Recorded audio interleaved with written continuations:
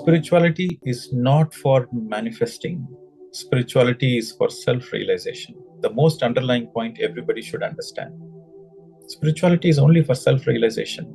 Spirituality is to know yourself, to connect to yourself, to discover yourself, to know the nature of yourself, and also to live with the nature, to live with the laws of the nature. And finally, realize the God consciousness, realize the creation consciousness. That is the purpose of spirituality and the spiritual journey. See, the very word manifestation has been misunderstood. As humans, we all have the gift of manifestation. Our dreams can be manifested. When our dreams are in alignment with the nature laws, then manifestation happens at ease. Manifestation happens naturally. What people call miracles, sometimes you use the word miracles. The miracles are nothing but the manifestation of the dreams with ease and grace. You have to remember the word ease and grace. You can manifest whatever you want, but you need to know the consequences. Because the choices you make today will affect tomorrow. Anybody can manifest. Whether you are a meditator or not, you can manifest. But a spiritual person knows the consequences. A spiritual person is fully aware of the present moment. When you are fully aware of the present moment, in that awareness, you know the consequences. Because you know the consequences, you will always do the right things. Even though you have a lot of desires, you will do the right things because you want the right things to happen in the future also. It is the consequences which are more important. Once you understand the consequences, then you become a responsible person. And once you become a responsible person, then your desires are in alignment with the nature laws. So when your desires are in alignment with the nature laws, whatever you think, it will manifest. Because it is not you which is manifesting. It is the existence which is manifesting through you. What you want to manifest is the same thing what the universe wants. Then with ease and grace, the universe will let it happen through you. It happens naturally. When you have the right understanding of spirituality, then everything happens with ease and grace because you are totally in alignment with the nature laws. This is how it happens. But if you don't understand this, if you don't understand the consequences, then with limited understanding, you want to manifest. Then what happens? You will lose a lot of energy because you do a lot of meditation. For example, 1 year, 2 years, 3 years, 4 years, you do a lot of meditation and you have this energy, the cosmic energy, and you have this awareness. That's very precious. And you can use this energy for your enlightenment, for your spiritual growth, or you can use this energy to manifest a house and a car and a holiday. Now, if you manifest these materialistic things, these temporary things, so that means you are losing your precious energy for these temporary things. Then what happens? You lose all the meditation energy you lose. Then again, you have to start from the day one.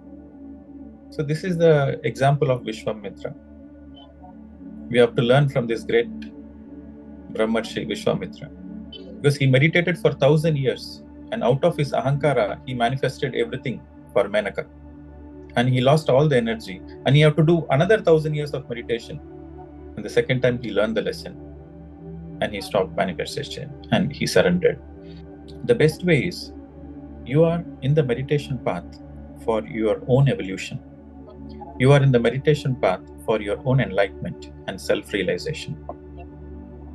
Other than that, nothing. If you want house, car and anything, go for a job, do business, earn money and buy whatever you want.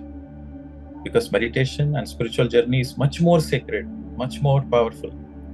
So don't utilize that sacred energy for these small, cheap things. Yes, house is needed, car is needed.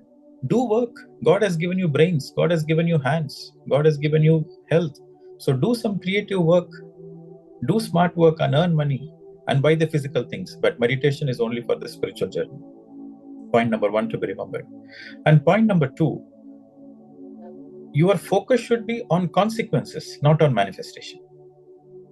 So when your focus is on consequences, you will always do the right things.